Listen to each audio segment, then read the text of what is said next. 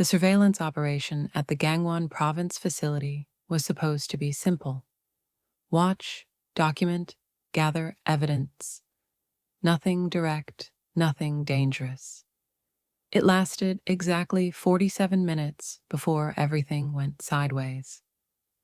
Zara and Minho were positioned in a surveillance van half a kilometer from the abandoned medical facility, monitoring feeds from cameras Thabo's technical team had planted the night before.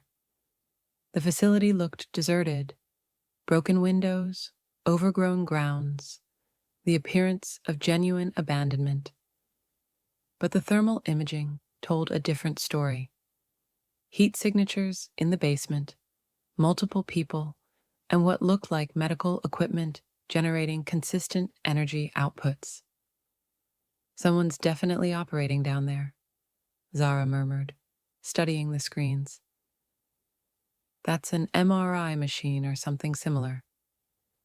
You don't run that kind of equipment in an abandoned building unless... Her phone rang, unknown number. She almost didn't answer, but something made her pick up. Dr. Kang?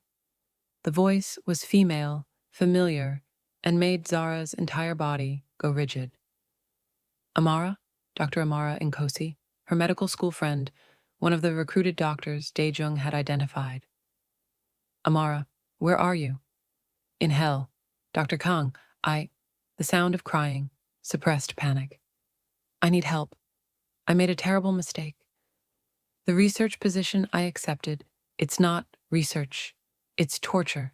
She's making us... A sob cut her off. She's making us perfect techniques for creating untreatable trauma. And she has your former patients. She's studying them, breaking them again, trying to understand what you did so she can prevent it permanently. Minho was already tracing the call, his fingers flying over a laptop. He held up a location, the facility they were watching. Amara, listen to me carefully. Are you in the Gangwon province facility? The old medical center? Yes, basement level, restricted wing. Dr. Kang, she knows you're looking for her. She's been tracking your movements. This facility, it's a trap. She's been waiting for you to find it. How many people are there? How many victims? 4 current victims. 3 are your former patients. The Japanese executive, the German businessman, the Korean politician. The 4th is someone new, someone she just acquired. And there are 6 medical staff, including me, all forced to participate. She has leverage on everyone. My sister's immigration status, another doctor's criminal history, a nurse whose son is being blackmailed. We're all trapped. And the architect? Is she there now? She comes and goes. She was here an hour ago, but she left. Said she had something important to handle. Dr. Kang, please, you have to get us out.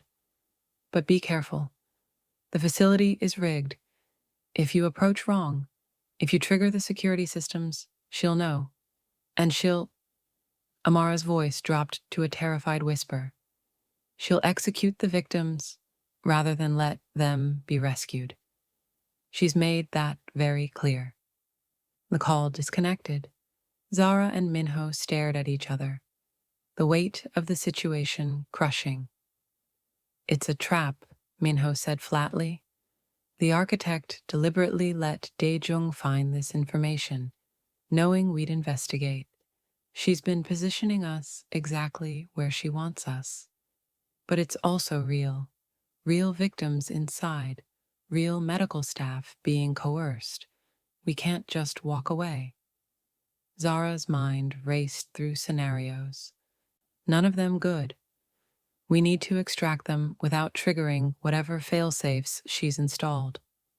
That requires a tactical team, proper equipment, time to plan, which we don't have. Amara said the architect left an hour ago. If she's coming back, we might only have a brief window. Minho was already calling Thabo, putting him on speaker. We have a situation. The facility is active, hostages inside, including our 3 missing patients, and it's rigged as a trap. We need immediate tactical support. I'm 20 minutes out with a full team, Thabo responded, the sound of vehicles accelerating in the background. Do not, and I cannot stress this enough, do not attempt entry before we arrive. This is exactly the kind of situation that gets people killed. Understood. But Thabo, we might not have 20 minutes. If the architect returns, an explosion rocked the facility, not massive, but targeted. The main entrance collapsed in a controlled demolition, sealing it completely. She knows, Zara breathed. She knows we're here, and she's sealing the building. A second explosion took out what looked like a service entrance, then a third, a fourth, systematically destroying every obvious exit point. Minho's phone buzzed with a text message. Unknown sender. Dr. Kang and Mr. Kang, welcome to my laboratory. Your former patients are in the sub-basement, experiencing the most advanced trauma programming ever developed. If you want to save them, you'll have to come inside. But hurry, their psychological demolition sequence completes in 90 minutes. After that, not even your miraculous healing techniques will work. They'll be permanently, irreversibly broken. Doors are sealed, but the ventilation shaft on the north side is still accessible. I'll be waiting. The architect. This is insane, Zara said. She's literally inviting us into a trap. A trap that contains our patients. Minho's expression was grim.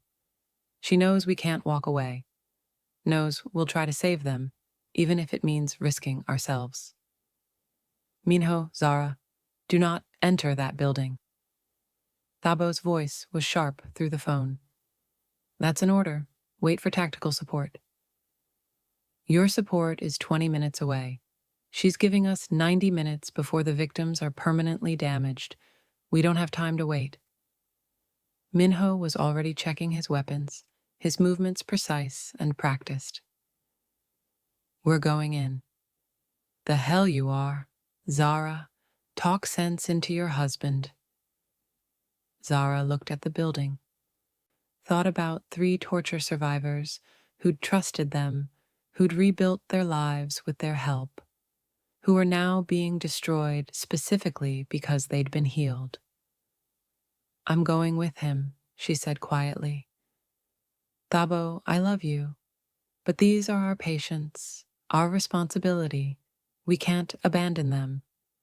Then wait for backup. You're walking into a trap with 90-minute timer.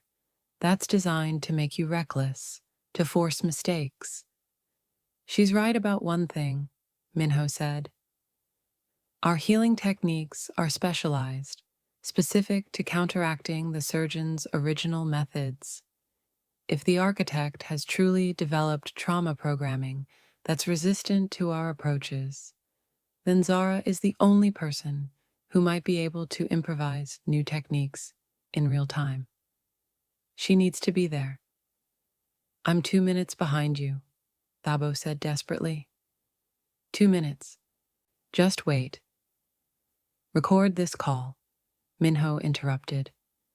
Everything we're about to do, you're monitoring and recording. If this goes wrong, you'll have evidence, and if it goes right, you'll have what you need for prosecution.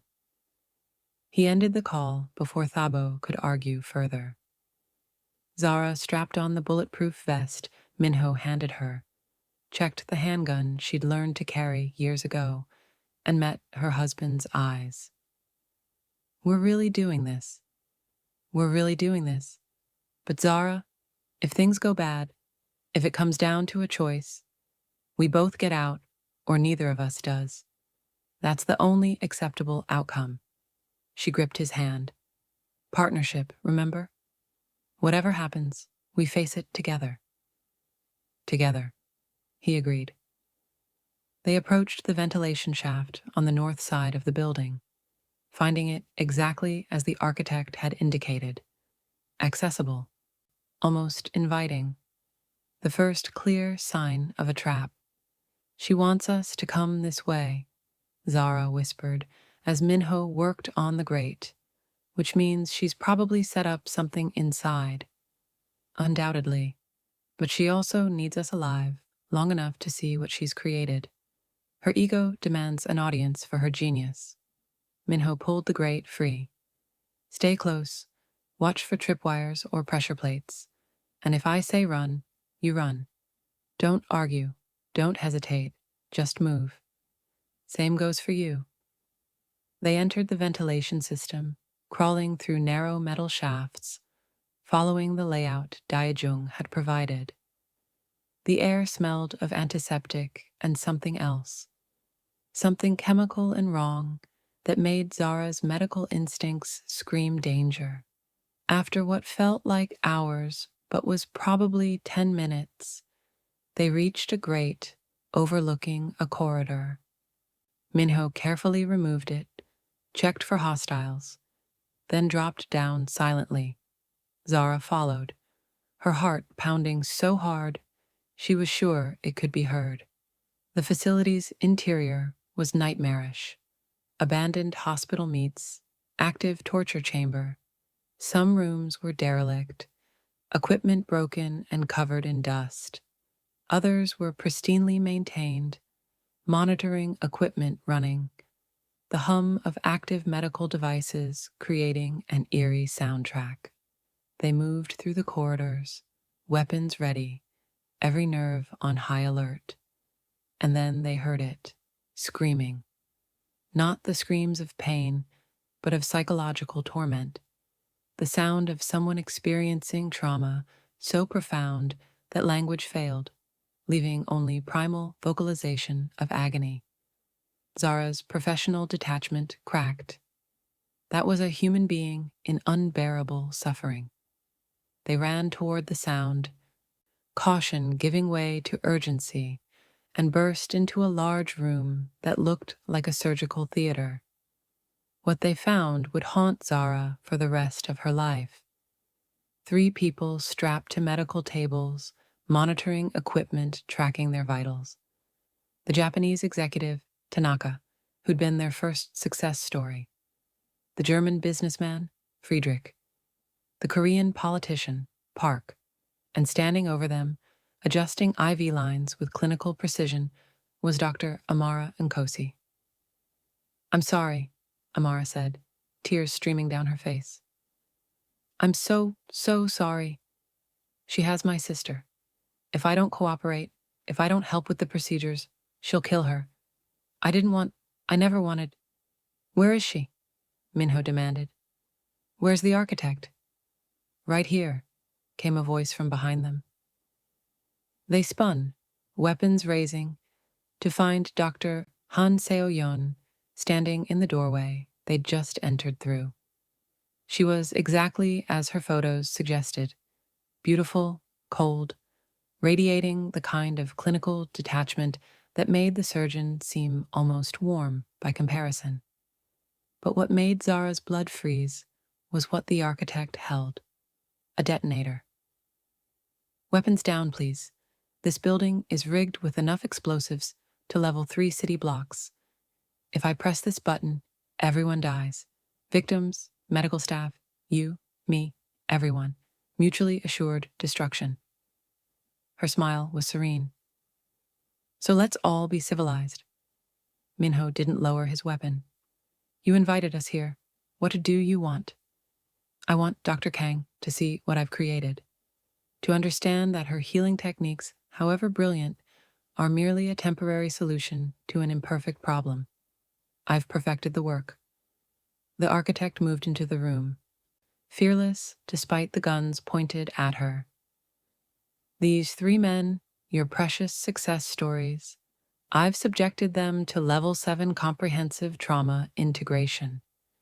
It's not just psychogenic dysfunction anymore. It's complete psychological architecture redesign.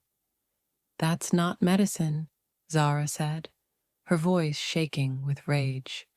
That's torture dressed up in clinical language. It's evolution. Your techniques work because you bypass psychological blocks through cultural outsider advantage and specific neural pathway stimulation. Elegant but limited. So I've created trauma programming that doesn't rely on cultural context blocks. Instead, I've integrated the trauma responses into their identity structure itself. The dysfunction isn't something blocking their normal function, it is their normal function now. Do you understand the implications? Zara did, and felt sick. You've convinced their brains that being broken is their natural state, so healing attempts would feel like the trauma, not the solution. Precisely. Now I'll give you a demonstration. Dr. Nkosi, please apply Dr. Kang's pressure point technique to Mr. Tanaka. Please don't make me. Your sister's life depends on your cooperation. Amara, sobbing, approached Tanaka and applied the specific L1 L2 pressure point sequence that had been the foundation of Zara's breakthrough healing technique. Tanaka's screaming intensified, his body convulsed, vitals spiking dangerously. Stop! Zara lunged forward. You're killing him. I'm demonstrating that your cure has become his poison. The architect watched with scientific interest. The neural pathways that once enabled healing now trigger trauma response. It's beautiful, really. Self-perpetuating, self-reinforcing psychological demolition that gets stronger every time someone tries to help. Minho fired. Not at the architect. He wasn't suicidal enough to risk her triggering the explosives, but at the monitoring equipment, destroying screens and controls, creating chaos and distraction. Get them off the tables, he shouted to Zara, while providing covering fire as the architect's security personnel stormed in. Zara ran to the nearest table, Friedrich, the German businessman, and began releasing his restraints. He was conscious, barely, his eyes wild with pain and terror. Dr. Kang? His voice was broken. Is this real, or am I hallucinating again? It's real. I'm getting you out. You can't. She's right. Every time someone tries to help, it just hurts more. The healing is the torture now. She's broken it. Broken everything. Friedrich grabbed her wrist with surprising strength. Let me die, please. Death is better than what she's made me. I'm not letting anyone die. Zara freed his last restraint and pulled him upright. Amara, help me with the others. Gunfire erupted. Minho was engaged with 3 security personnel, his movements fluid and lethal. The crime boss who'd retired but never forgotten how to fight. Bodies fell. The architect remained calm, still holding the detonator. This is pointless, Dr. Kang. Even if you evacuate them, even if you spend years trying to develop new healing techniques, I've already won.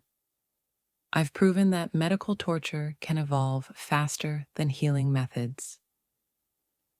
That's the legacy of my work. Your legacy is being a monster. Zara had freed Tanaka now, helping him off the table while Amara freed Park. My legacy is scientific advancement. Just as you advance the field of trauma recovery, I've advanced the field of trauma creation. We're 2 sides of the same coin, both pushing boundaries, both using medical knowledge to achieve unprecedented results. The architect's eyes gleamed. The only difference is I'm honest about what I am. You dress your work in ethics and compassion, but ultimately, we're both experimenters, both using human subjects to test our theories. No, Zara's voice was hard as steel. The difference is consent. These people trusted us to heal them, and you've weaponized that trust. You've turned hope into a trigger for trauma. That's not science. That's sadism with a medical degree. Semantics. An explosion, smaller, controlled, came from somewhere in the building. Thabo's tactical team had arrived and was breaching. The architect smiled. And that's my cue to leave. But don't worry, Dr. Kang. This isn't over. I have facilities in 7 countries, projects at various stages, more victims than you can possibly save. You've won this battle, but the war between healing and breaking, she backed toward a hidden exit. That war is eternal, and I've just revolutionized my side of it. Stop. Minho aimed at her. Shoot me, and this detonator goes off automatically. I'm not stupid enough to rely on manual trigger. Let me leave, and everyone survives. Your choice. Minho's finger was on the trigger, every instinct screaming to end this threat permanently. But Zara saw the calculation in his eyes, the impossible choice between vengeance and survival. Let her go, Zara said quietly. The victims matter more than revenge. It was the hardest order Minho had ever followed. But he lowered his weapon. The architect disappeared through the hidden exit just as Thabo's team breached the main room. Medic, Zara shouted immediately. I need medical support now. These patients are experiencing severe trauma response and withdrawal symptoms from whatever drugs she's been using. The next hour was controlled chaos. Paramedics stabilizing the 3 victims, Interpol securing the facility and disarming the explosives, which turned out to be real, extensive, and sophisticated enough to have leveled the building if triggered. And the liberation of 6 medical professionals who'd been coerced into participating in the architect's experiments. Amara collapsed into Zara's arms, sobbing. I'm so sorry. I'm so sorry. She had my sister. I know. You were a victim too. Zara held her friend, feeling the weight of how torture didn't just destroy the primary victim, but created ripples of coercion and trauma through everyone connected. We'll get your sister back. Interpol will protect her now. The things I did, the procedures I helped with, you can heal, just like they'll heal. It'll take time, it'll take work, but trauma doesn't have to be permanent. That's what I've built my career proving. But even as Zara said it, doubt gnawed at her. The architect had been right about one thing. She'd created trauma programming that resisted traditional healing approaches. The question was whether Zara could develop new techniques fast enough to help the victims. In the ambulance heading to the hospital with the 3 survivors, Zara began preliminary assessments. Tanaka's responses to basic neurological tests were disturbing. His nervous system had been fundamentally rewired to interpret healing stimuli as threats. We need to completely rethink our approach, she told Minho, who rode with her. Everything that worked before, the pressure point therapy, the cultural outsider advantage, the trauma processing techniques, she's inverted them all, made them triggers instead of treatments. So we invent new treatments. You did it once, you'll do it again.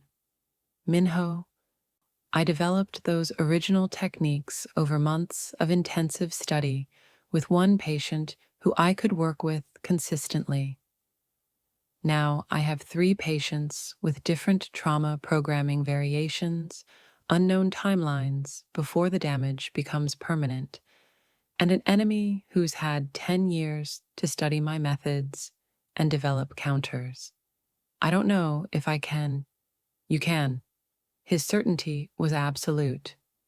Because you're brilliant, because you care more about these people than she does about her ego, and because you're not working alone this time.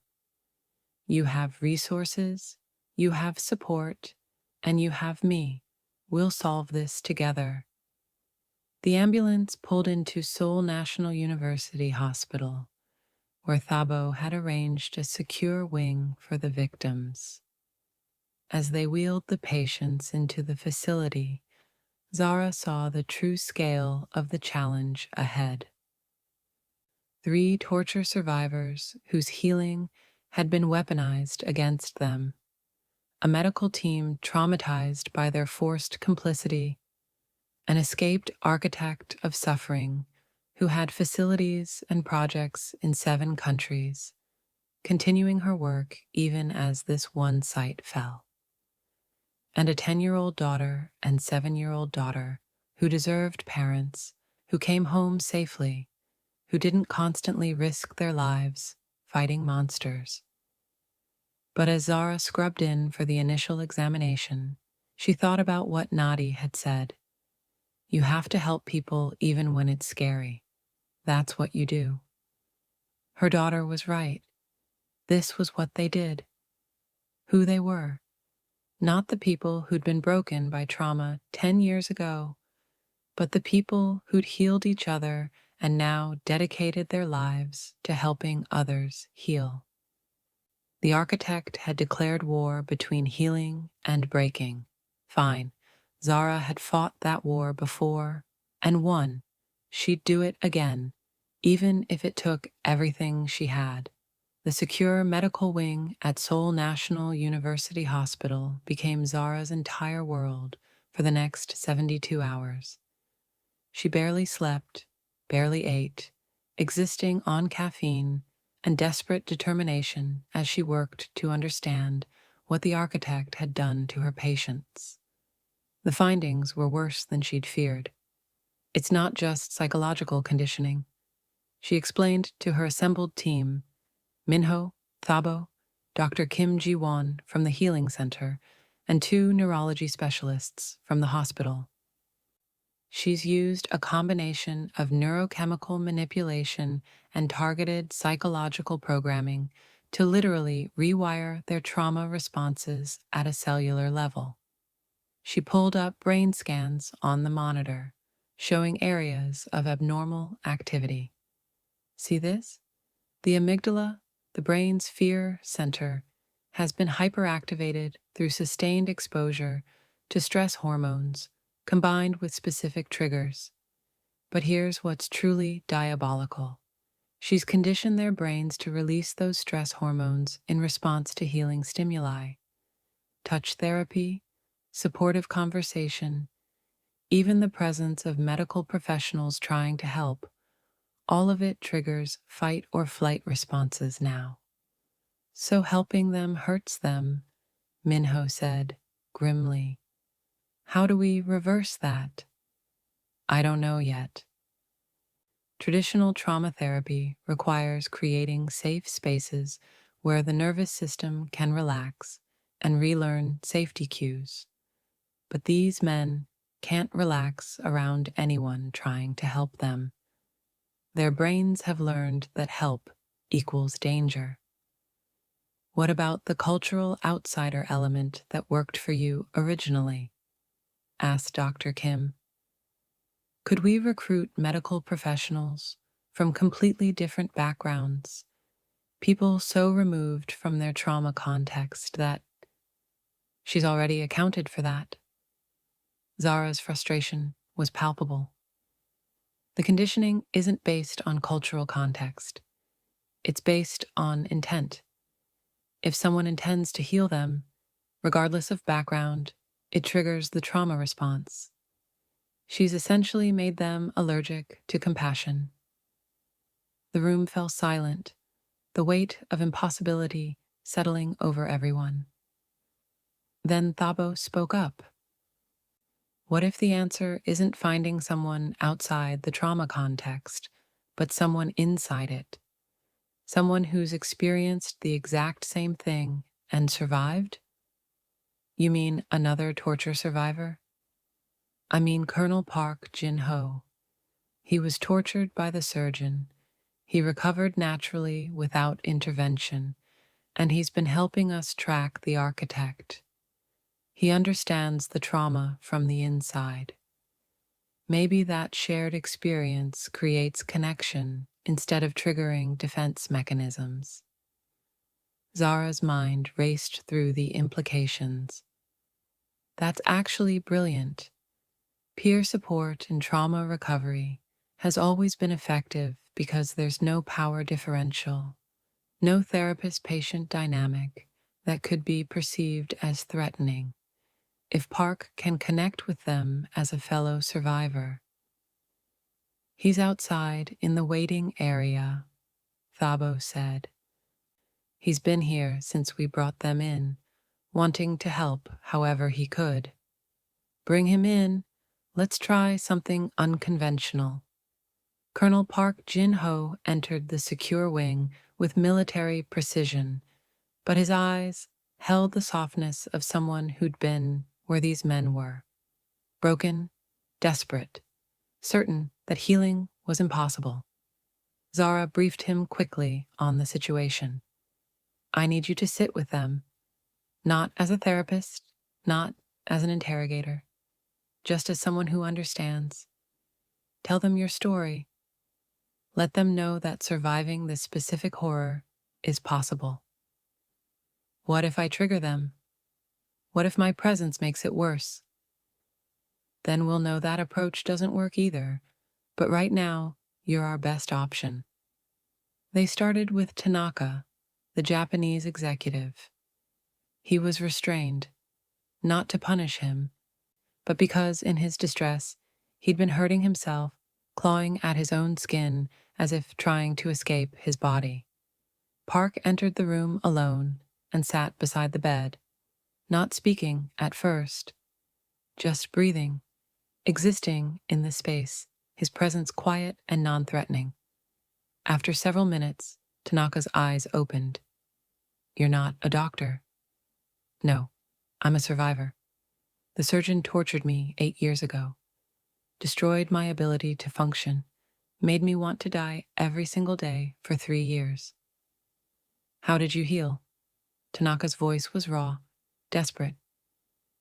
They keep trying to help me, and it just makes everything worse. The doctor who saved me before, Dr. Kang, even her touch feels like assault now. How do I survive this? I didn't heal through treatment. I healed through time and stubbornness and refusing to let that bastard win. Park's honesty was brutal. Every day I woke up broken. I made a choice to stay alive one more day. Not because I wanted to, but because dying would mean he'd succeeded in destroying me. I survived out of spite at first, then eventually out of hope that maybe someday I'd feel human again. And do you feel human? Some days. Other days I'm still that terrified man in the torture chamber, convinced I'll never be whole again. But the human days are getting more frequent. The broken days are getting shorter. Park leaned forward. Tanaka-san, what she did to you, making healing hurt, making hope feel like torture. That's the cruelest thing I've ever heard. But it's also proof that you're still worth breaking. If you were truly destroyed, she wouldn't have needed such elaborate programming. She had to work that hard because your resilience was a threat to her. Something shifted in Tanaka's expression. Not healing, not yet, but the tiniest crack in the despair. I don't know how to survive this. Neither did I. But I'm still here. And if a broken soldier with no support system and no resources could outlast the surgeon's programming, then you, with Dr. Kang's expertise, with people who care about you, with every advantage I didn't have, you can outlast the architect's programming too. Watching through the observation window, Zara felt tears streaming down her face. This was what she'd been missing, the understanding that sometimes healing didn't come from technique or expertise, but from simple human connection between people who'd survived the same hell. "It's working," Dr. Kim whispered. "Look at his vitals. Heart rate decreasing, cortisol levels dropping. He's actually calming down." Because Park isn't trying to heal him, Zara realized. He's just being present, sharing his truth, removing the pressure to get better. There's no therapeutic intent, so there's no trigger. Minho put his arm around her. "You found the key, not by being the healer, but by finding someone who doesn't need to heal them, just needs to survive alongside them." Over the next several hours, Park repeated the process with Friedrich and with the Korean politician Park Min-jun. Each conversation was different, shaped by the individual man's trauma and personality. But the core remained the same. One survivor telling others that impossible survival was, paradoxically, possible. By evening, all three men had stabilized enough that their restraints could be removed. They weren't healed, far from it, but they weren't actively self-destructing anymore either. They'd found the tiniest foothold in the cliff face of their trauma, enough to stop falling. "This is just the beginning," Zara told her exhausted team. "We've stopped the immediate crisis, but actual healing will take months, maybe years. We need to develop entirely new therapeutic protocols, retrain our nervous systems to accept help again, basically rebuild trauma treatment from the ground up." "Can you do it?" Thabo asked. "I have to, because if I can figure this out, if I can develop techniques that work even on victims of the architect's programming, then we'll have beaten her completely.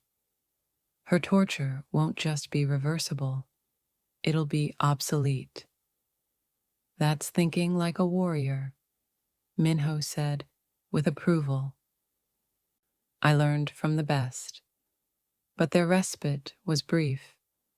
The next morning, Zara was reviewing treatment notes when her phone buzzed with an alert from the healing center's security system. "Breach attempt detected, multiple hostels, lockdown initiated." Her blood turned to ice.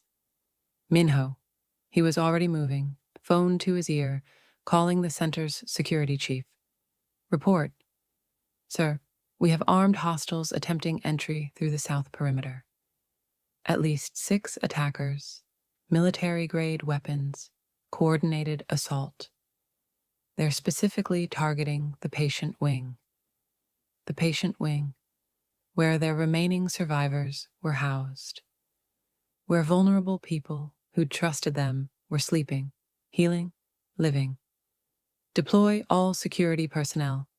Seal the patient areas. I'm 15 minutes out." Minho was already grabbing his jacket, his weapons, his keys. "Zara, stay here where it's—" "Don't you dare finish that sentence." She was right behind him. "Those are our patients. I'm not staying safe while they're under attack. Zara, we don't have time to argue. Let's go." They made it in 12 minutes, Minho driving with controlled recklessness, while Zara called Thabo to request Interpol backup. The compound was under siege when they arrived. Gunfire, smoke, the organized chaos of professional assault. But the center's security, trained by Minho's former military contacts, was holding the line. The attackers hadn't breached the patient wing yet. Minho coordinated with his security chief, while Zara ran to check on patients. They were terrified, but safe, locked in reinforced rooms, designed for exactly this kind of emergency. Who's attacking us? One patient asked. A young woman recovering from trafficking-related trauma. Why would anyone? Because we help people heal, Zara said, projecting calm she didn't feel. And some people see that as a threat. But you're safe. I promise you're safe.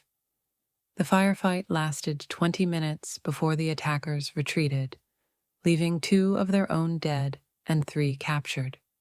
Minho's security had held perfectly. No patients hurt, no staff casualties, the compound's defensive perimeter intact. But as they searched the captured attackers, a chilling detail emerged. Each one carried a small card with a message. You saved 3. I have 17 more. Everyone you heal, I'll break 2 in their place. This is mathematics, Dr. Kang. You cannot win a numbers game against me. The architect.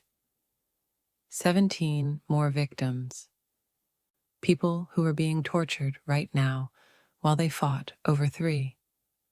Zara sank against a wall, the weight of it crushing her. She's right. Even if I develop techniques to heal the victims we've rescued, she's creating new ones faster than we can save them. It's unsustainable. Then we stop playing defense, Minho said, his voice hard as steel. We go on offense. We find her facilities. We shut them down systematically. We rescue every victim we can find. That would take an army. Resources we don't have, time we don't have. Then we build an army. He turned to Thabo, who'd arrived with his Interpol team.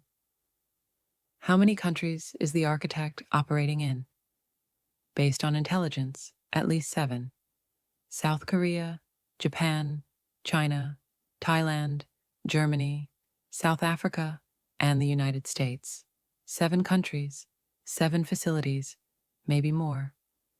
She's built an international network. Minho's mind was visibly working through strategy.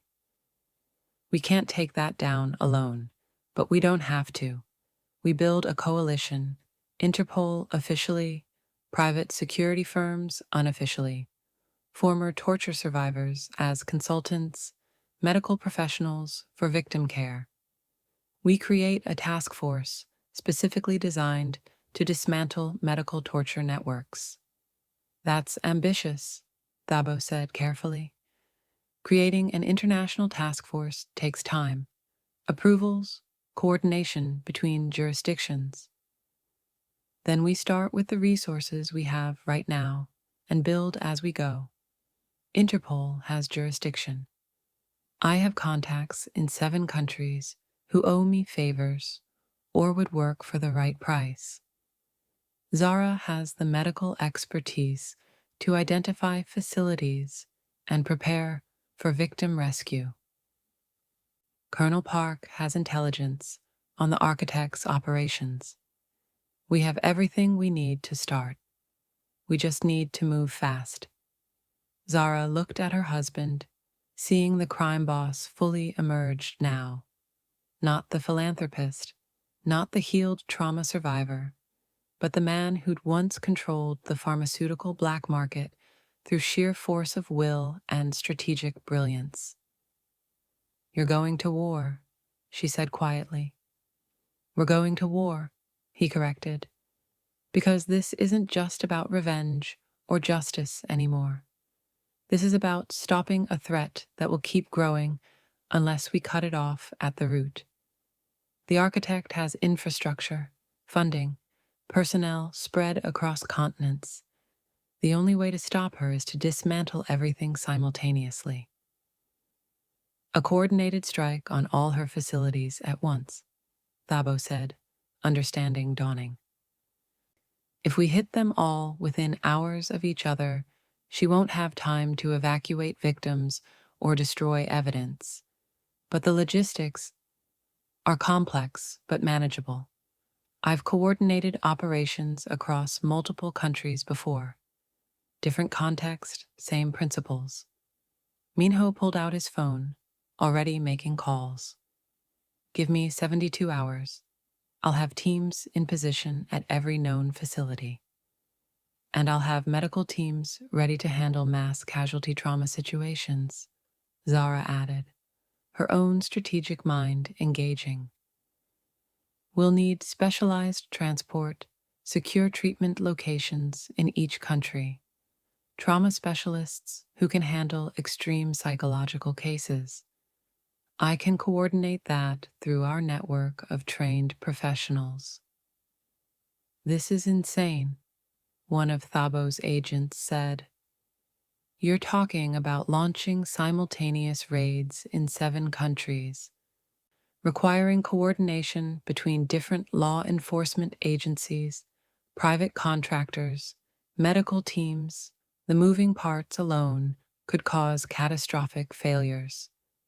Then we make sure they don't fail, Minho said simply. The alternative is watching the architect continue her work unchecked, creating dozens or hundreds more victims while we follow proper channels and protocols. I'm not willing to accept that alternative. Neither am I, Zara said firmly.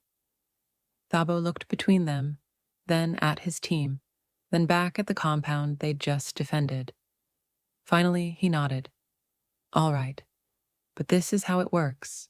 Interpol coordinates officially, with proper warrants and legal authority. You two, he pointed at Minho and Zara, provide intelligence and support, but you don't lead raids.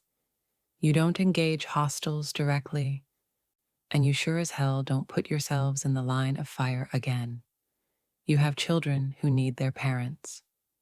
Agreed, Minho said. We'll work behind the scenes. Strategy, coordination, medical support, but not frontline operations. It was a compromise, a reasonable boundary, but Zara saw the calculation in her husband's eyes and knew that if it came down to saving victims or following safety protocols, he'd choose the victims every time. So would she. The next 72 hours were a blur of planning, coordination, and controlled chaos. Minho activated networks he'd maintained even in retirement. Not criminal networks, but connections to private security firms, former military contractors, people who operated in gray areas between legal and illegal. Zara coordinated with trauma specialists worldwide, assembling medical teams for each location, arranging for secure treatment facilities, preparing protocols for handling victims of extreme psychological torture. Thabo worked the official channels, securing warrants, coordinating with law enforcement in 7 countries, building the legal framework that would make the operation legitimate rather than vigilante justice. And through it all, they cared for their existing patients, maintained the healing center, tried to be present for their daughters via video calls that broke their hearts. When are you coming home? Maya asked during one call, her 7-year-old face crumpling. I miss you. I want you to tuck me in. Soon, baby. Very soon. Daddy and I just have to finish some important work. Uncle Thabo says you're fighting bad people. Are you in danger? How did you explain to a 7-year-old that yes, they were in danger, that they were planning an operation that could get them killed, that they were choosing this risk because it was the right thing to do?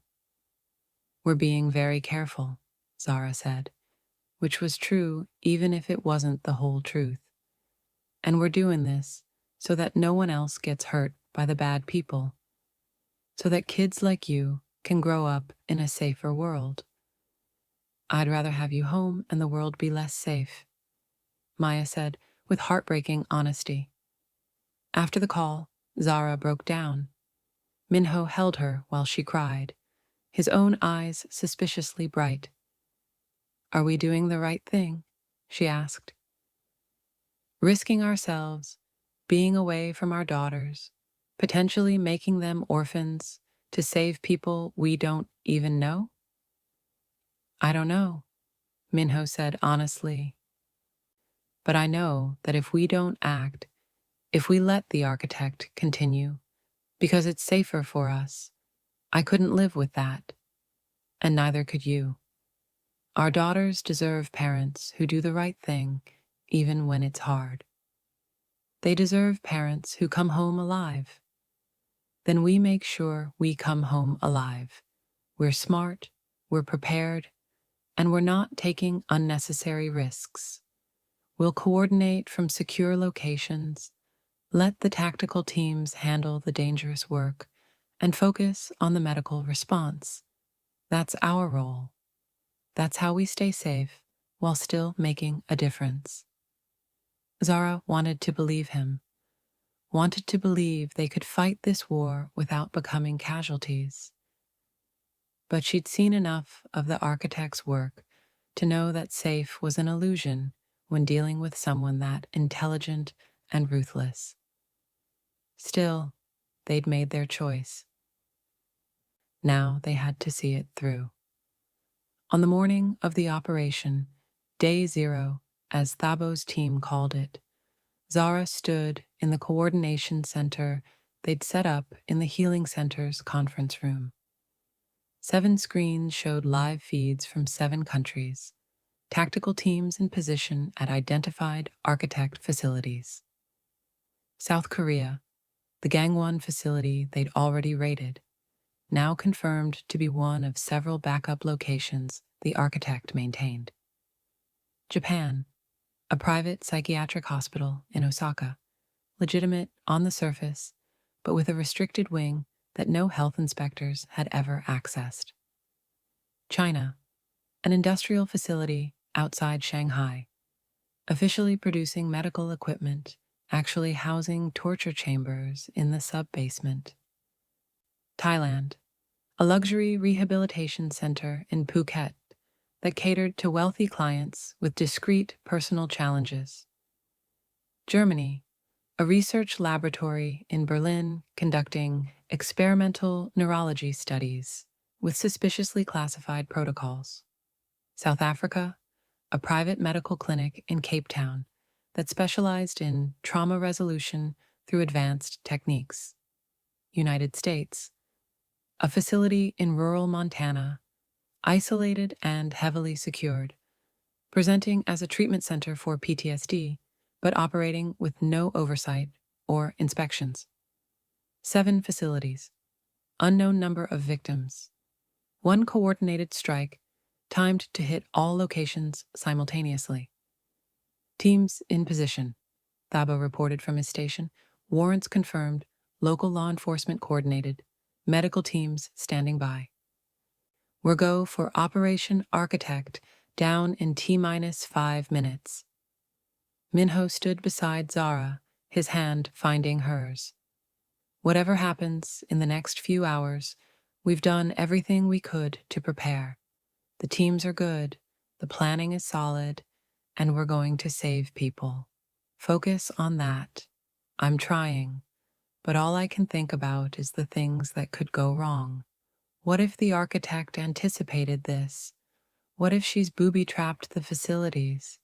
What if there are more victims than we planned for, or different trauma scenarios our medical teams aren't prepared to handle? What if, then we adapt? That's what we do. He squeezed her hand. We've survived the impossible before. We'll do it again. T-2 minutes, Thabo announced. All teams confirming ready status. Zara watched the screens, her heart pounding. Somewhere in those facilities were torture survivors, people like Tanaka and Friedrich and Park, people whose only crime was recovering from trauma. People the architect had targeted specifically to prove a point. And somewhere, the architect herself was watching, knowing this was coming, certainly preparing her countermove. T-30 seconds. The tension in the room was suffocating. Everyone knew that what happened in the next few minutes would determine whether they'd struck a decisive blow against medical torture networks or had walked into the architect's most elaborate trap yet. 10 seconds. 9. 8. Zara held her breath. 3, 2, 1.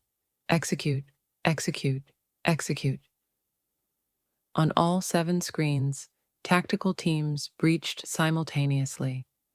Flashbang grenades, shouted commands, the organized chaos of professional raids happening in perfect synchronization across 3 continents. And then, as Zara watched the South Korea feed, she saw something that made her blood run cold.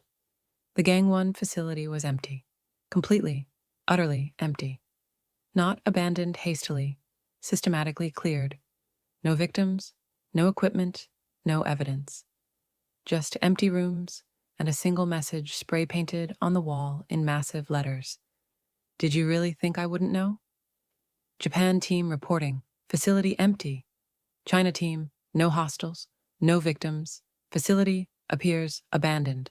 Thailand team, building is cleared out, no evidence. One by one, the reports came in. Every single facility was empty. 7 coordinated raids on 7 empty buildings. The architect had known, had evacuated everything, everyone, had left them hitting ghosts. She played us, Thabo said, his voice hollow. The entire intelligence network we used to locate these facilities. She fed it to us, let us find them, waited until we committed resources to hitting them all at once, then evacuated and left us with nothing. Not nothing, Minho said tightly, pointing to one screen. Look at Germany. The Berlin facility wasn't completely empty. In the center of the main laboratory, surrounded by disconnected equipment, was a single person strapped to a chair. Dr. Amara Nkosi, Zara's medical school friend. The doctor who'd been coerced into helping the architect. And attached to her chest was a bomb. Get out! Zara screamed at the screen, though the team couldn't hear her. It's a trap. Get out! But the tactical team was already approaching. Bomb disposal experts moving in. They had minutes, maybe seconds. On Amara's lap was a tablet, activated and showing a video feed. The architect's face filled the screen, addressing them directly even though she was miles away. Hello, Dr. Kang, Mr. Kang, Agent Lamini. By now you've realized that your coordinated strike failed spectacularly. I've been aware of your planning since the moment you started making calls. Did you think your criminal contacts were loyal to you, Minho? I've been paying them more for years. They tell me everything. Zara felt sick. Every contact Minho had activated, every person he'd trusted with information, had been compromised. But I'm not entirely cruel, the architect continued. Dr. Nkosi helped you, warned you about my work, facilitated rescuing 3 of my subjects. For that betrayal, she deserves punishment. But I'm willing to offer you a choice. The camera pulled back, showing another person bound and gagged beside the architect. Amara's sister, the leverage that had controlled her this entire time. The bomb attached to Dr. Nkosi has enough explosive to level the building and kill everyone inside. It's on a dead man switch. If her heart stops, it detonates. If anyone tries to remove it incorrectly, it detonates. But I have the deactivation code. I'll provide it in exchange for one thing. The architect's smile was chilling. Dr. Zara Kang comes to me, alone, within 24 hours.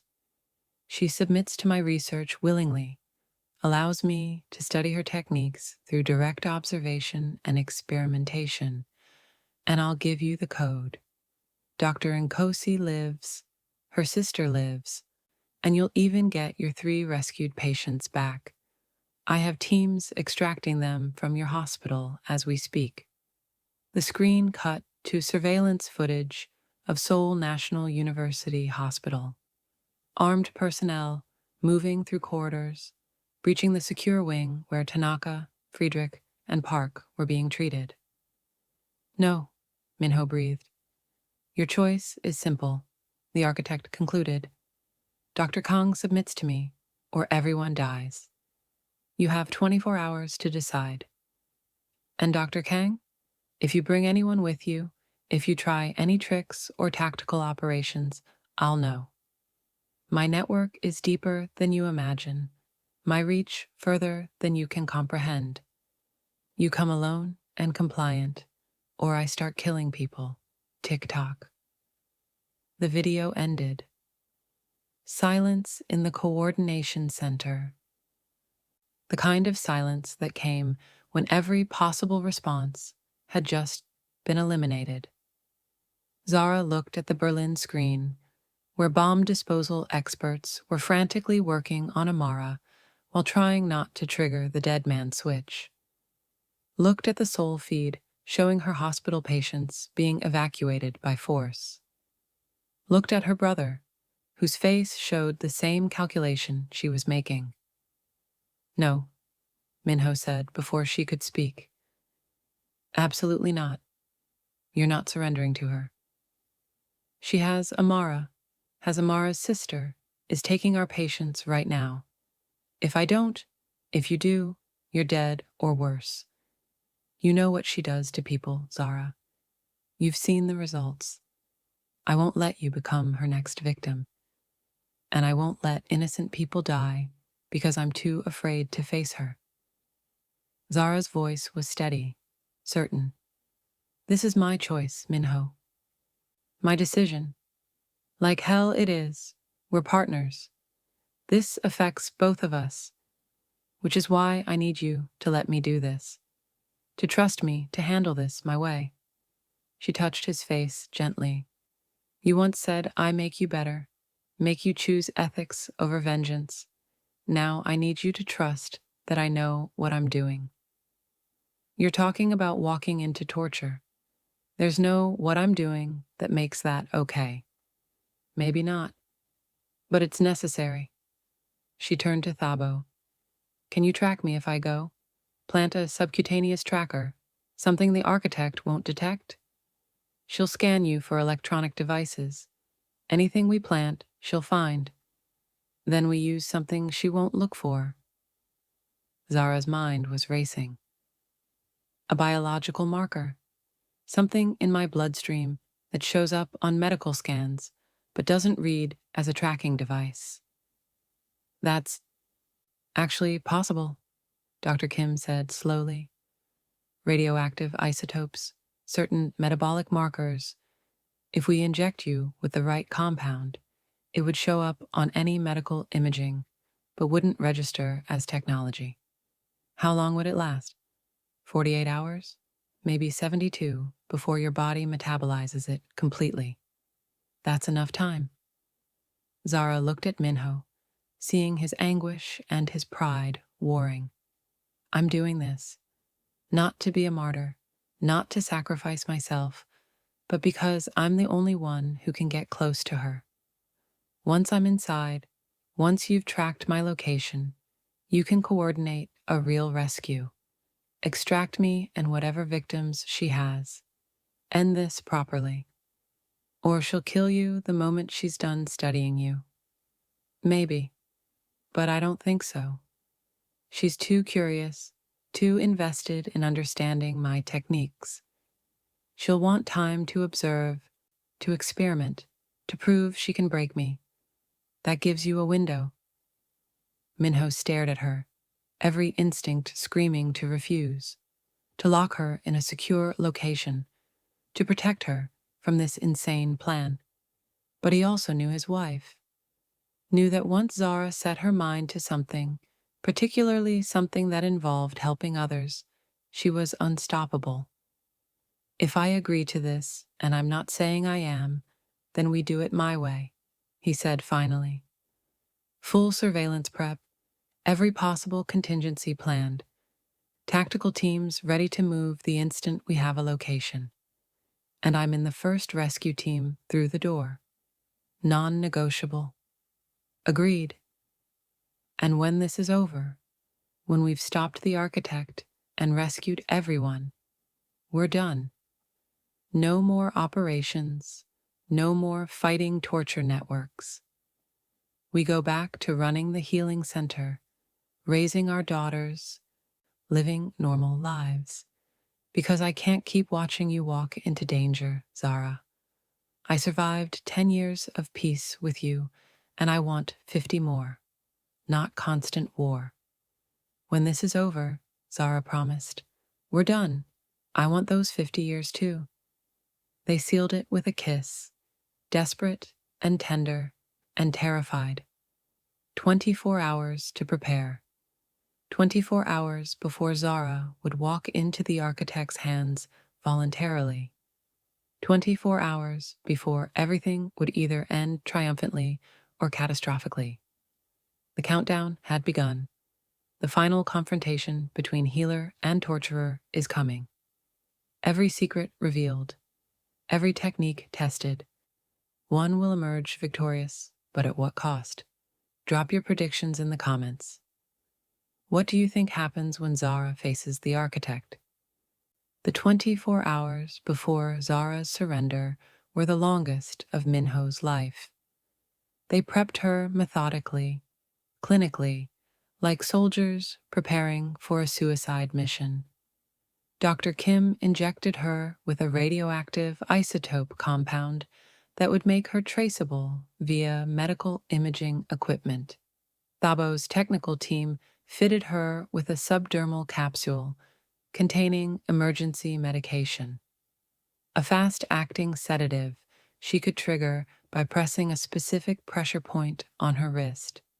Not enough to incapacitate the architect, but enough to give Zara a few seconds of advantage if needed. It's not much, Thabo admitted, but it's something. Press here, he indicated the spot, and you'll have maybe 10 seconds of clarity while everyone around you gets drowsy. Use it to run, to hide, to create distance for rescue teams. Minho watched his wife transform into a weapon disguised as surrender. Every preparation was another acknowledgement that she was walking into hell, that they might not get her back. I need to see the girls, Zara said suddenly, 6 hours before the deadline. One more time, even if it's just video. But Thabo shook his head. The architect might be monitoring communications. Any contact could compromise operational security. I don't care about operational security. I want to see my daughters. The desperation in her voice broke something in all of them. This brilliant, compassionate doctor who'd healed so many was being asked to sacrifice herself, and she couldn't even say goodbye to her children properly. Minho made a decision. 5 minutes, secure line, scrambled connection. If the architect traces it, we deal with consequences, but Zara gets to see her daughters. The video call was arranged through multiple encrypted relays. When Nadi and Maya appeared on screen, both girls immediately knew something was wrong. "Mama, you look scared," Maya said, her 7-year-old perception too sharp. "What's happening?" "I have to go help someone tomorrow, baby. Someone who's very sick and needs special treatment." "Will it be dangerous?" Nadi asked, her 10-year-old eyes far too knowing. "Maybe a little, but Daddy and Uncle Thabo will make sure I'm safe." The lie felt necessary, protective. "I just wanted to see your faces, tell you how much I love you both, how proud I am of the beautiful, smart, kind girls you're becoming." "You're saying goodbye," Nadi said flatly. "Like you might not come back." Zara's composure cracked. I'm coming back. I promise I'm coming back. I would never leave you by choice. Then don't go. Maya was crying now. Please, Mama, just stay home. Let someone else help the sick person. I can't, sweetheart. I'm the only one who can help them. That's my job, helping people when no one else can. You understand that, don't you? Both girls nodded, tears streaming, understanding but hating it. I need you to be brave for me, Zara continued. Can you do that? Be brave and take care of each other, and remember that Daddy and I love you more than anything in the world. We'll be brave, Nadi promised, her voice stronger than her years. But you have to come back. You have to. I will. I absolutely will. After the call ended, Zara broke completely. Minho held her while she sobbed, her fear and grief and desperation pouring out in waves. This was what the architect had done, forced a mother to choose between her children's safety and strangers' lives, made compassion itself into a weapon. I hate her, Zara whispered. I hate her so much. Then let's make sure she pays for everything she's done. The meeting location was revealed 3 hours before the deadline, a message delivered through encrypted channels, directing Zara to an abandoned psychiatric hospital on the outskirts of Seoul. The Odissan Medical Center, shut down 15 years ago after patient abuse scandals, now a rotting monument to institutional cruelty. Perfect location for the architect's aesthetic.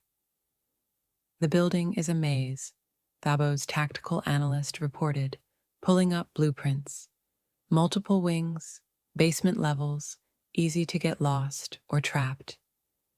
If she's using it as her base, she could have hostages anywhere, escape routes prepared, defenses we can't predict. Then we map everything as Zara moves through, Minho said. The isotope tracker will show her location. We follow at distance, document the layout, identify optimal entry points for extraction. The moment we have clear intelligence, we move. And if the architect moves her before we're ready? Asked Colonel Park, who'd insisted on being part of the rescue team. Then we adapt, but we get Zara out. That's non-negotiable. 2 hours before the deadline, they received another message. This one included live video. Tanaka, Friedrich, and Park Minjun, the 3 patients rescued from the first facility, now recaptured and restrained in what looked like the psychiatric hospital's old electroshock therapy room. Insurance, the architect's voice said over the video, to ensure Dr. Kang comes alone and compliant. These men will die if I detect any surveillance, any tracking attempts, any rescue coordination. Dr. Kang walks in alone, or I execute them one by one while she watches. Do we understand each other? The video cut to Amara and Kosi, still rigged with explosives in Berlin, her eyes pleading. Then to Amara's sister, bound and terrified. Then to 6 other people Zara didn't recognize, presumably other victims the architect had collected. 9 hostages, 9 lives dependent on Zara's compliance. She's thought of everything, Dr. Kim said quietly. No, Zara replied. She's thought of almost everything, but she's made one crucial mistake. What mistake? Minho demanded. She assumes I'm coming to surrender, that I'll walk in broken and compliant, ready to be her test subject. Zara's expression hardened. But I'm not surrendering. I'm infiltrating. I'm going in as a weapon, not a victim. And the moment I'm close enough to understand her operation, I'm going to dismantle it from the inside. That's insane. You're one person against her entire network. I'm one person who understands trauma and healing better than anyone alive, who spent 10 years developing techniques to undo exactly the kind of damage she creates. She wants to study me? Fine. Let her get close. Let her think she's winning. And while she's focused on proving her superiority, I'll be learning her patterns, her methods, her weaknesses. Zara looked around the room. The architect sees me as a prize to be captured and studied. That's her blind spot. She doesn't see me as a threat, because walking into her hands isn't threatening, it's suicide. Or it's strategy. Zara pulled up the psychiatric hospital blueprints. Look at the layout. Multiple wings, lots of rooms, complex infrastructure. If she's using this as a base, she has to have her victims separated, her operations distributed. That means staff, that means procedures, that means routine. And routine creates predictable patterns. Once I'm inside, once I see how she works, I can find vulnerabilities. Minho studied his wife, seeing the doctor and strategist merging. You're not just going to observe, you're going to sabotage. I'm going to do what I do best, heal people. Every victim I can reach, every person she's broken, I'm going to start undoing her work from the inside. Death by 1,000 small healings. And she won't see it coming because she's convinced her programming is unbreakable. That's actually brilliant, Thabo admitted. If you can start healing her victims while pretending to be her captive, you'll undermine her entire operation. But Zara, you'll still be surrounded by hostiles, still vulnerable, still in danger every second. I know. That's why you're going to track me, coordinate extraction at the optimal moment, and make sure when this is over, everyone gets out. Me, the hostages, every victim we can save. She met each person's eyes. I'm not sacrificing myself. I'm going undercover in the most dangerous facility in the world. But I'm coming out. We all are. The confidence in her voice almost made Minho believe it. Almost. Zara arrived at the Odezan Medical Center exactly at the deadline, driving a car provided by the architect's people, alone as instructed. The building loomed against the gray sky. 5 stories of institutional brutalism, windows broken or boarded, the architecture of nightmares. She parked and walked to the main entrance, where 2 armed men waited. They searched her thoroughly, professionally, finding nothing because there was nothing to find. The isotope in her bloodstream was invisible. The subdermal capsule was too small and too organic to register on their scanners. Arms out, one guard commanded. She complied as they ran metal detectors over her body. Nothing. They checked her clothes, her shoes, her hair, completely clean. Finally, satisfied, they led her inside. The interior was worse than the exterior. Decay and deliberate horror combined. Old hospital equipment rusting in corners. Walls stained with substances Zara didn't want to identify. The smell of mold and chemicals and human suffering. This place had been terrible when it was operational. Abandoned, it had become something from a horror film. They descended stairs, going deeper into the building's basement levels. With each floor down, the temperature dropped, and Zara's apprehension grew. This was really happening. She was voluntarily walking into a torture facility run by a woman who specialized in making suffering irreversible. But she'd made her choice. Now she'd see it through. The guards led her to a large room that had once been a psychiatric ward's common area. Hospital beds lined the walls, but instead of regular patients, each bed held someone restrained and monitored. Zara recognized some faces from missing persons reports, torture survivors who disappeared over the past months. And standing in the center of the room, calm and clinical, in a white coat, was Dr. Han Seo-yeon, the architect. Dr. Kang, welcome to my laboratory. Her smile was warm, genuine, the expression of someone greeting a respected colleague. I'm so pleased you chose compliance. It would have been unfortunate to execute hostages unnecessarily. Where are they? The people you threatened. My patients, Dr. Nkosi, all of them. Safe, for now. Compliance buys their continued survival. Cooperation buys their eventual release. The architect gestured around the room. As you can see, I've been busy. 17 current subjects, each experiencing different variations of my trauma integration protocols. Some are new acquisitions, others are long-term studies. All of them represent the cutting edge of psychological demolition. Zara forced herself to look clinically at the restrained people rather than emotionally. Some were conscious, eyes tracking movement with the hypervigilance of trauma. Others seemed catatonic, broken beyond responsiveness. All were clearly suffering. Why? Zara asked. What's the point of all this suffering? What do you gain? Understanding. The architect's passion was evident. The human mind is the final frontier of control, Dr. Kang.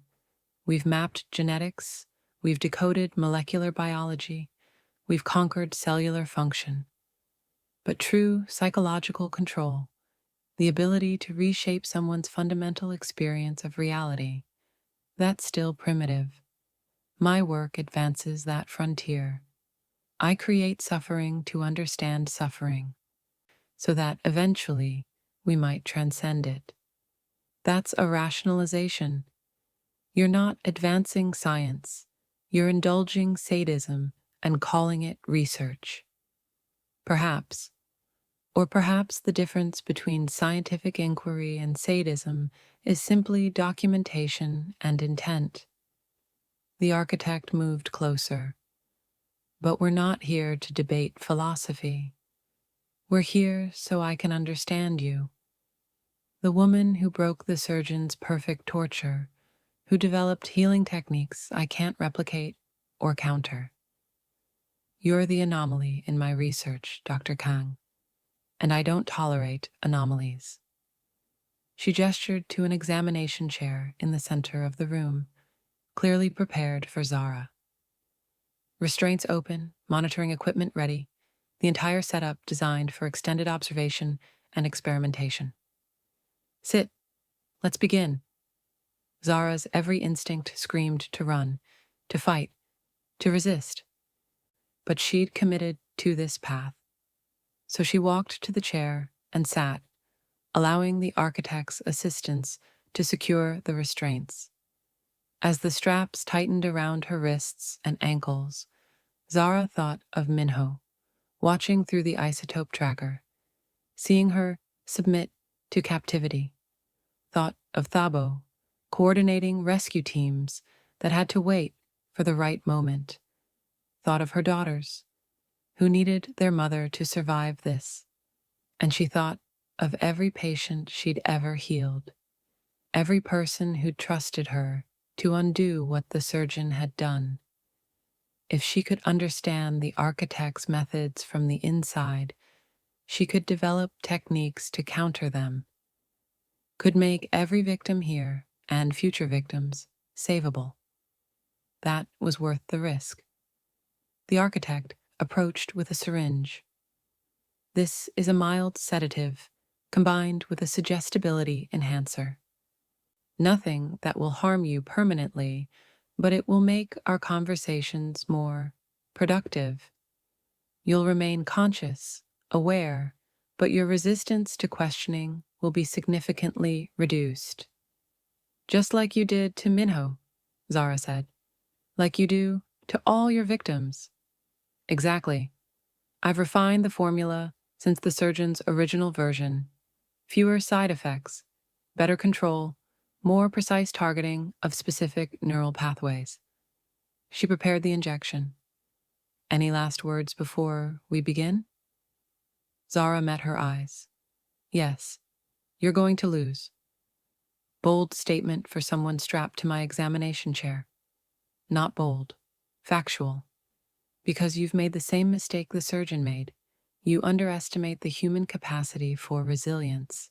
You think breaking people is permanent, but it's not. Healing is always possible.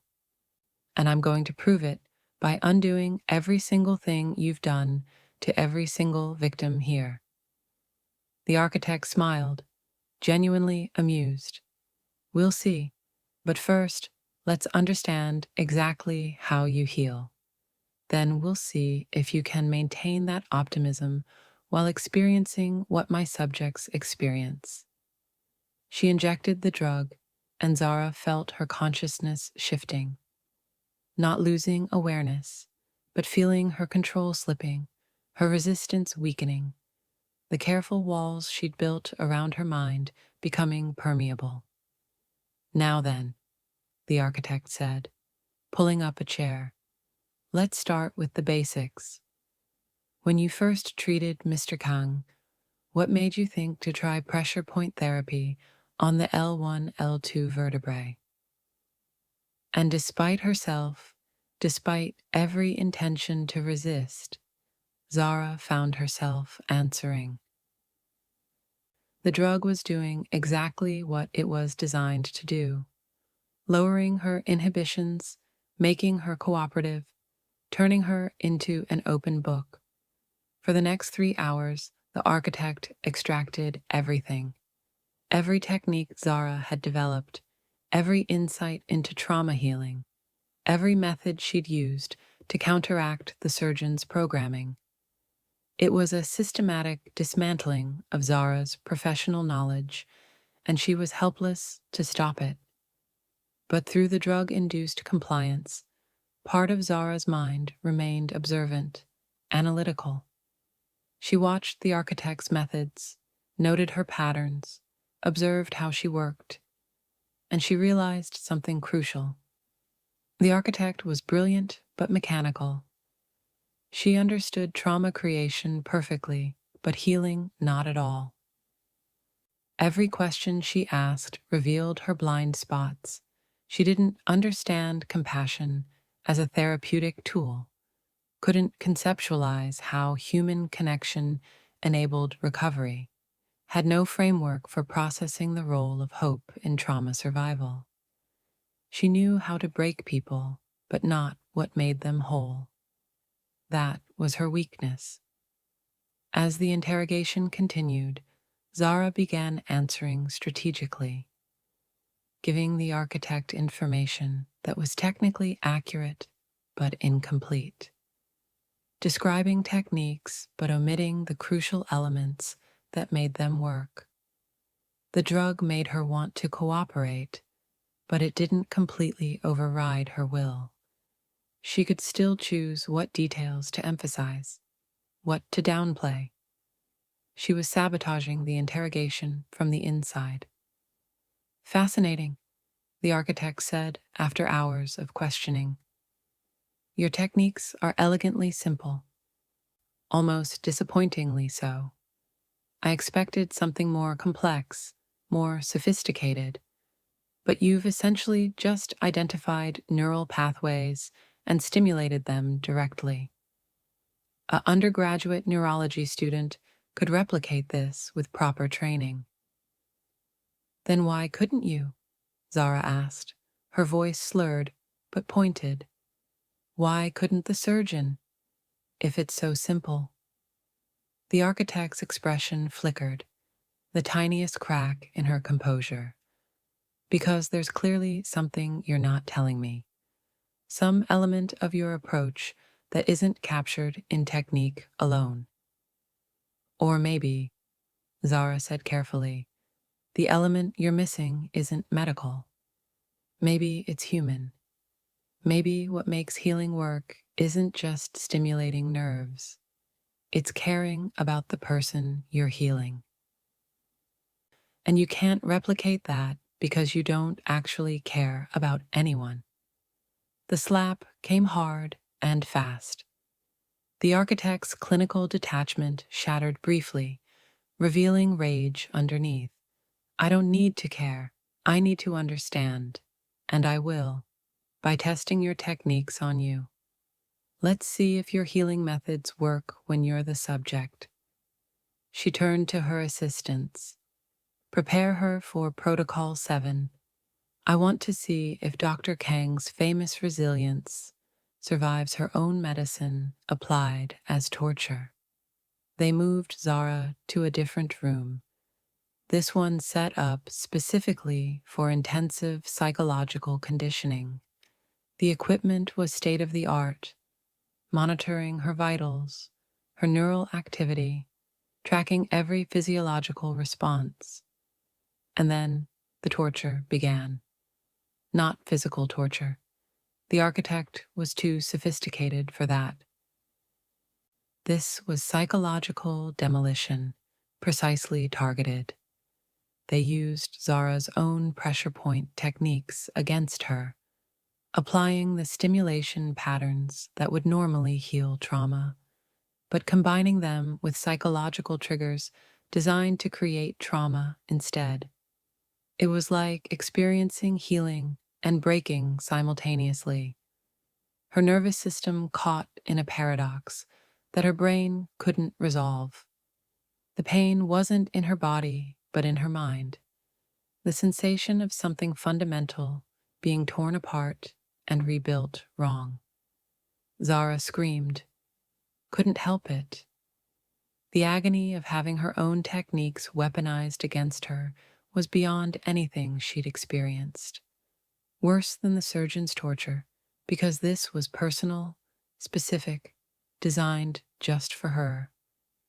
But through the pain, through the drug haze and trauma response, Zara kept her analytical mind engaged. She observed what they were doing, documented it mentally, understanding exactly how the architect was inverting her healing work. And she understood something crucial. This torture was beatable, reversible. If she survived, if she kept her core sense of self intact, she could undo this, could develop counter techniques that would work even on victims of this programming. She just had to survive it first. Hours passed. The torture continued in waves, intense periods of psychological assault, followed by rest periods where her vitals could stabilize. The architect was careful, methodical. She wasn't trying to kill Zara, just break her systematically. During one rest period, when the architect and her assistants had left the room briefly, Zara heard a whisper from somewhere nearby. Dr. Kang, can you hear me? She turned her head painfully. In the adjacent monitoring station, mostly hidden, was Colonel Park Jin-ho. He'd somehow infiltrated the facility. Don't speak, he whispered urgently. Just listen. We've mapped the entire building. We know where all the hostages are. Rescue teams are in position. We're moving in 15 minutes. Can you hold on that long? Zara managed the tiniest nod. Good. When you hear the breach, when the operation starts, activate your emergency sedative, the capsule in your wrist. It'll give you a few seconds of advantage while everyone around you gets drowsy. Use it to release any hostages you can reach. We'll handle the architect and her security. He disappeared just before the architect returned. 15 minutes. Zara just had to survive 15 more minutes. But the architect had other plans. I think we've learned what we can from observation. Time for the real experiment. She pulled out another syringe, this one filled with something that looked darker, more viscous. This is my masterpiece, a compound that creates permanent neural rewiring. Once injected, your brain's healing pathways will be permanently inverted. You'll experience any attempt at healing as torture, any connection as threat, any hope as pain. You'll become the ultimate proof that my work transcends any cure you could develop. No. Zara tried to fight the restraints, but they held perfectly. Please don't. It's too late for begging. You came here voluntarily, remember? You walked into my laboratory, submitted to my research. This is simply the natural conclusion. The architect prepared the injection. You'll spend the rest of your life suffering from the very techniques you developed to heal others. Poetic justice, really? She brought the needle toward Zara's arm, and then the building exploded with sound and fury. Breaching charges on multiple entry points, flashbang grenades, tactical teams storming in from every direction. The carefully coordinated rescue operation that had been 15 minutes away had come early, possibly because Park had signaled them when he saw the architect preparing the permanent damage injection. The architect stumbled, surprised for the first time. Her composure shattered completely as gunfire erupted throughout the facility. Zara pressed the specific pressure point on her wrist, activating the emergency sedative capsule. Instantly, she felt a rush of clarity as the compound flooded her system. The architect and her nearby assistants stumbled, suddenly drowsy, their reflexes slowing. It was a tiny window, maybe 10 seconds as Park had promised. Zara used every bit of it. She'd been watching how her restraints worked during hours of imprisonment. Now, with temporary clarity, she twisted her wrist at the exact angle needed to slip the weakened strap. Then the other wrist. Then the ankles. Free. The architect was recovering, reaching for her syringe again. Zara grabbed the nearest medical equipment, a monitoring stand, and swung it hard into the architect's arm. The syringe flew across the room, shattering against the wall. "You're finished," Zara said, her voice raw but determined. The architect lunged, and they fought. Not cleanly, not professionally, just desperately. Two doctors who dedicated their lives to opposing goals, grappling in a room full of torture equipment while tactical operations exploded around them. Zara was weakened by hours of torture, still partially drugged, operating on determination more than physical strength. But the architect had underestimated her completely, had thought of her as a subject rather than a threat. That miscalculation cost her. Zara managed to get behind the architect, wrapping her arm around her throat in a crude chokehold. Not trying to kill, just to restrain, to hold until help arrived. "It's over," Zara gasped. "Your network is being dismantled. Your victims are being rescued. Your work is finished." The door burst open. Minho and Colonel Park stormed in, weapons raised, and for a moment Zara saw her husband's face, the relief and terror and love all mixed together. "Zara, let her go," Minho said carefully. "Let the professionals handle this." Zara released the architect, who collapsed to the floor, gasping and defeated. Interpol agents moved in immediately, securing her with restraints, reading her rights in both Korean and English. And then Minho was there, pulling Zara into his arms, holding her so tightly she could barely breathe. But she didn't care. She was alive, she was safe, and it was over. "You're insane," he whispered into her hair. "Completely insane. Don't ever do anything like that again." "Agreed. Never again. I want boring. I want safe. I want to go home to our daughters and never leave the compound again. Deal. Around them, the facility was being systematically cleared. Hostages extracted, victims secured, evidence documented. The operation was successful. All 9 hostages rescued alive. 17 torture victims saved. The architect captured, along with 14 members of her staff. But as they moved through the facility, coordinating the massive medical response needed for so many trauma victims, Zara saw the true scope of what the architect had created. Torture as system, suffering as infrastructure, horror mechanized and perfected. It would take years to heal everyone here, maybe decades. Some might never fully recover, but they would try. Every single one of them would get the chance to heal. That was victory. The aftermath took weeks to process fully. The architect's network was indeed international, but with her capture, it began collapsing rapidly. Facilities in 7 countries were raided, over 40 torture victims rescued, hundreds of pieces of evidence secured for prosecution.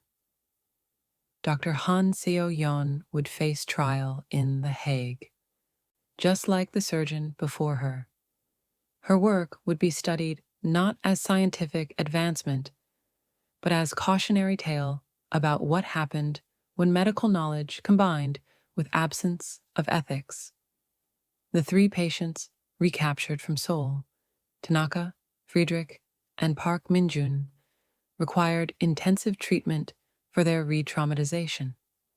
But with Zara's understanding of the architect's methods, she could develop specific counter techniques. Slowly, painfully, they began healing again. Dr. Amara Nkosi survived the bomb removal in Berlin and immediately entered therapy for her own trauma. Her sister was safely relocated under Interpol protection. Both women would need years of healing, but they had a chance now. The 17 victims from the psychiatric hospital facility were distributed to specialized treatment centers worldwide, including Zara's Healing Center. Each one represented a unique challenge, a different variation of the architect's trauma programming. But Zara had learned something crucial during her time as the architect's captive. Every form of torture, no matter how sophisticated, had a counter. Every breaking had a healing. It was just a matter of understanding the mechanism and applying appropriate treatment with sufficient compassion. "You're writing a book," Minho observed one evening, 3 weeks after the rescue, finding Zara at her desk, surrounded by notes and research papers. "3 books, actually," Zara said. "One documenting the architect's techniques, so other doctors can recognize and treat her victims. One on advanced trauma healing methods that work even on victims of inverted therapy. And one," she paused, "emotional, one for torture survivors themselves. A guide to healing written from the perspective of someone who's been tortured and survived. You're not a torture survivor. You were there for a day. I experienced enough to understand viscerally what my patients have gone through, enough to write with authority about the psychological experience of having hope weaponized against you." She looked up at him. "This is how we make sure the architect loses completely. We turn her work into tools for healing. We make every technique she developed obsolete. We prove that no matter how sophisticated the torture, healing is always possible." Minho pulled her up from the desk, wrapping her in his arms. "You're remarkable, you know that? Most people would be traumatized into paralysis after what you experienced. You're turning it into a curriculum, because that's who we are. We're the people who survived hell and built heaven from the ashes. We've done it once before, when you were broken by the surgeon, when I helped you heal, when we built the center together. We're just doing it again on a larger scale. Speaking of larger scale, Minho said carefully, Thabo wants to formalize the International Task Force, make it a permanent Interpol division focused specifically on medical torture networks. He wants us to consult, to help train specialists, to build a global response system. That would mean more travel, more time away from the girls, more exposure to danger. It would. But it would also mean every torture survivor worldwide would have access to proper treatment. That no one would have to suffer what we suffered because help didn't exist. He studied her carefully. What do you think? Zara considered. Part of her wanted to refuse, to retreat to their compound, to focus only on their family and existing patients. The safe choice, the reasonable choice. But she thought about the 17 victims in the psychiatric hospital, about the 40-plus survivors rescued from other facilities, about all the future victims who might be saved if proper response systems existed. We consult, she decided. Train others, build the infrastructure, create protocols. But we don't run operations anymore. We stay safe. We stay home. We raise our daughters. The war's over, Minho. We won. Now we just help other people win their wars too. Perfect compromise. I'll tell Thabo. That night, they video called their daughters, who were finally coming home after weeks with Thabo's family. We missed you so much, Maya said, her face filling the screen. Are the bad people all gone now? Yes, baby. All gone. No more danger, no more fighting. Just family time from now on. Promise, Nadia asked, her 10-year-old skepticism evident. Promise, Zara and Minho said together. And this time, they meant it. The architect was captured, her network dismantled, her victims being healed. The surgeon was already in prison serving life. Their patients were recovering. Their center was thriving. Their family was intact. They'd fought their last war. Now it was time to live the peace they'd earned. Epilogue. 3 years later, Dr. Zara Kang stood at the podium of the International Trauma Recovery Conference in Geneva, addressing an audience of 500 medical professionals from 60 countries. 3 years ago, she began, I was captured by a torturer who specialized in making suffering permanent.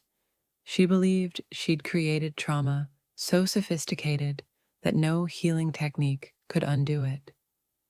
She was wrong. She clicked to the next slide, showing recovery statistics. Of the 43 victims rescued from the architect's network, 38 have achieved significant functional recovery. 27 are living independently. 15 have returned to their careers. 3 have become trauma counselors themselves, using their experience to help other survivors. The audience applauded. These weren't just statistics. They were miracles. People who'd been written off as permanently broken, now living full lives. The key insight, Zara continued, is that no trauma is truly irreversible. Every breaking has a healing. Every destruction has a reconstruction. We just need to be creative enough, compassionate enough, and determined enough to find it. After her presentation, she was mobbed by doctors wanting to learn her techniques, to bring them back to their countries, to help their own patients. The international task force Thabo had built was working, knowledge spreading, treatments improving, torture survivors worldwide getting access to proper care. Minho waited for her outside the conference hall, their now 13-year-old Nadi and 10-year-old Maya with him. They'd made it a family trip, combining Zara's professional obligations with a Swiss vacation. "How'd it go?" Minho asked. "Standing ovation, 3 job offers, and enough interest that I think we can expand the training program to 15 countries next year." "Mom's famous," Nadi said with preteen pride. "My mom's the doctor who beat the torture people." "Our mom," Maya corrected. "And our dad. They did it together." "That's right," Zara said, hugging both daughters. "We did it together. That's how everything important gets done, together." They walked through Geneva's streets, a family that had survived the impossible. A former Mafia boss who'd healed into a philanthropist. A doctor who'd turned her own torture into a curriculum for helping others. 2 daughters growing up, knowing their parents were heroes who'd chosen compassion over revenge, healing over breaking, light over darkness. That night, in their hotel room, after the girls had gone to sleep, Minho and Zara stood on the balcony overlooking the city. "Do you ever miss it?" Zara asked. "The intensity, the danger, the feeling of being in the middle of something world-changing?" "No," Minho said honestly. "This is better. Teaching others, supporting their work, having time with family. The hero's journey is overrated. I prefer the mentor's arc, helping others be heroes while we stay safe and alive." "Same." Zara leaned into him. "Though I do think about them sometimes. The architect, the surgeon, all the people who tried to break us and failed. They're in prison now, their life's work being dismantled and turned into healing tools. That's the best revenge. Outliving them, outloving them, proving that broken people can heal and build beautiful things." "It's not revenge," Minho corrected gently. "It's justice. It's redemption. It's proof that light is stronger than darkness, even when darkness seems overwhelming." "When did you become a philosopher?" "When I married a woman who insists on finding meaning in everything, including trauma." He kissed her softly. "I love you. Have I mentioned that today?" "Only twice. Very negligent." "Then I love you. I love our life. I love what we've built together.